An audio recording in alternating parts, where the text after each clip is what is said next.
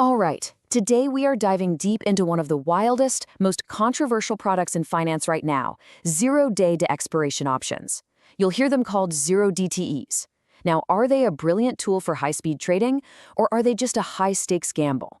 The answer to that question could literally define the next big market crisis. And we have to start right here, with this absolutely chilling warning from one of the top strategists on Wall Street. I mean, think about that.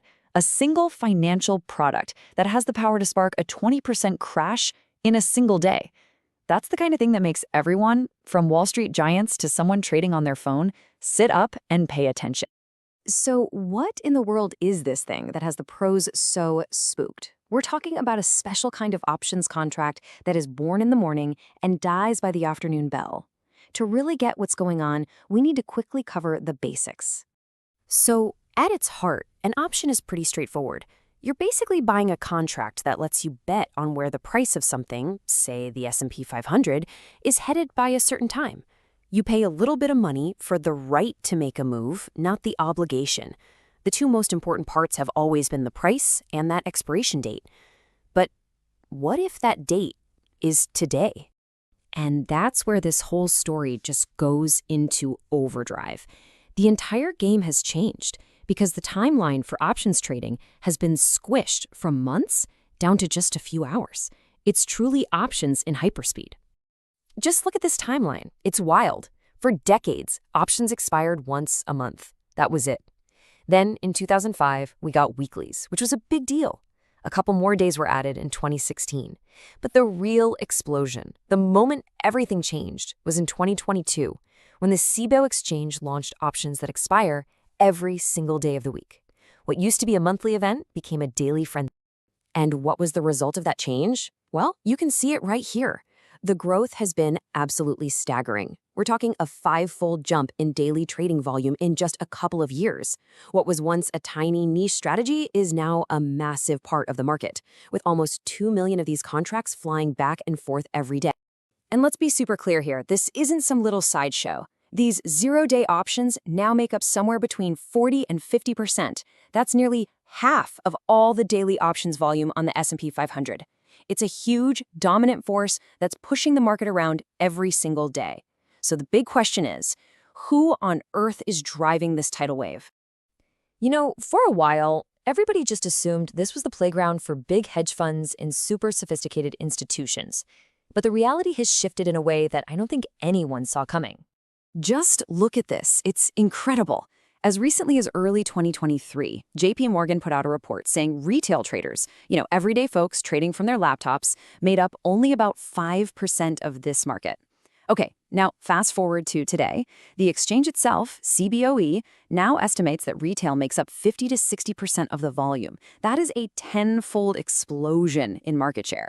So the new face of this super fast market isn't necessarily a person in a suit on a Wall Street trading floor. It's someone in their home office with a couple of monitors, a fast internet connection, and a huge appetite for risk. So what do they think about what they're doing? I mean, you have to appreciate the honesty here. This comment from a trading forum just nails the mindset. They're self-aware. They know the stakes are incredibly high. For them, that's not a flaw in the system. That's the whole point.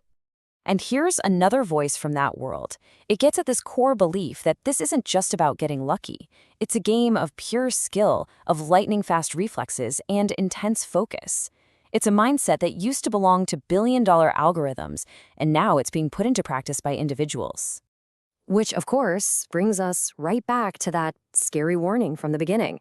Is this explosion in retail trading a ticking time bomb for the whole market? Or is this whole Volmageddon 2.0 thing just media hype? And the debate here is pretty intense. On one side, you have the bears, like JP Morgan. They're worried about a kind of death spiral. See, if the market starts to dip, the big firms that sold all these options have to start selling stocks to cover their bets. With so much volume, that forced selling could turn a small dip into a big crash, basically throwing gasoline on a fire. But the bulls, including the Cboe exchange, say, hold on, the risk is contained. They argue that the buying and selling from customers is actually pretty balanced, so the net effect is tiny. Plus, and this is a key point, they say over 95% of these trades have a built-in limited risk, so you know your maximum loss right from the start. So while the big shots debate the end of the world, what's it actually like for the individuals who are in the trenches, clicking the buttons every day? Well, it's a world of unbelievable highs and gut-wrenching lows. This right here, this is the dream. A trader on Reddit who goes by Angel Cole shared their story. They said with discipline and practice, they were making more money than at their old 9 to 5. It's proof that it is possible to win at this game.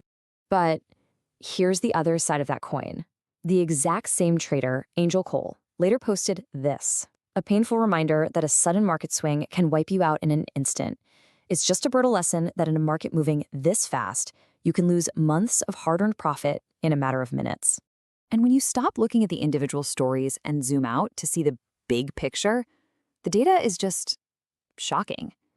A detailed study looked at all the numbers since these daily options started, and it found that retail traders as a group have lost an average of $350,000, not in total, every single day.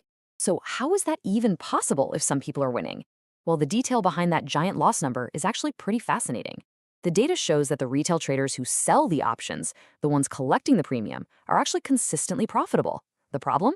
The vast majority of retail traders are on the buying side. They're chasing those huge lottery ticket payoffs, and those bets lose so consistently that they drag the entire group's average way down into the red. So what we're left with is this incredible paradox. You have the world's biggest financial institutions warning about a potential system-wide collapse, while at the same time, millions of individuals are placing their bets day in and day out. As this high-speed frenzy gets faster and bigger, the real question isn't just about risk anymore. It's about whether the entire market has really wrapped its head around the true risk of speed. This is not financial advice.